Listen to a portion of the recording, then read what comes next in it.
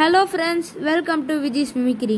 So இன்னையோட வீடியோவில் நம்ம என்ன பார்க்க போகிறோன்னா, கோழி எப்படி கத்துது, அதுக்கப்புறம் சேவல் எப்படி கத்துது நம்ம பார்க்க போகிறோம். ஸோ முதல்ல சேவல் எப்படி கத்துதுன்னு நம்ம பார்க்கலாம்.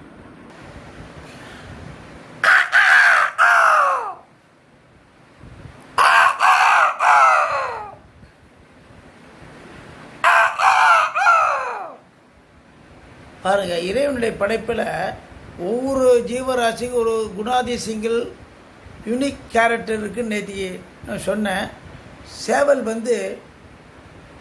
பொழுது வெடிக்கும் போது அது கத்தும். இன்றைக்கி அலாரம் டைப்பீஸ் இருக்குது, எல்லாருக்கும் சிட்டி லைஃப்லலாம் நம்ம அலாரம் வச்சுட்டு தட்டி தூங்கிடுவோம்.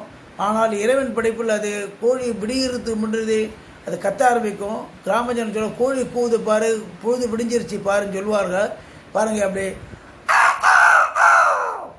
ஒரு கூரை மேல் நின்று அப்படியே உறக்க கத்து, எழுந்துருங்க, என்ன தூங்குறீங்களான்னு கேட்கும்.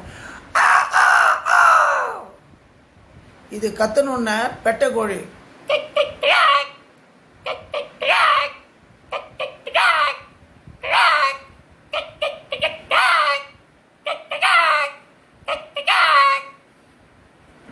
ஸோ இப்போ நம்ம சேவலும் பெட்டைக்கோழியும் எப்படி கத்துதுன்னு நம்ம பார்த்தோம்.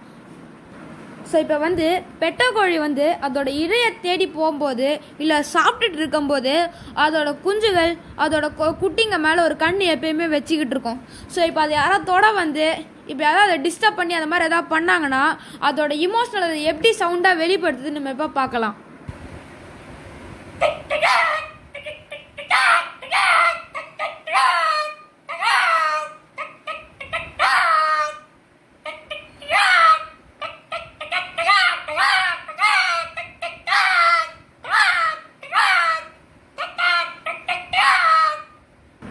ஸோ ஃப்ரெண்ட்ஸ், உங்களுக்கு இந்த வீடியோ பிடிச்சிருக்குன்னு நினைக்கிறேன். உங்களுக்கு இந்த வீடியோ பிடிச்சிருந்ததுன்னா லைக் பண்ணுங்கள், சப்ஸ்கிரைப் பண்ணுங்கள், ஷேர் பண்ணுங்கள், கமெண்ட் பண்ணுங்கள்.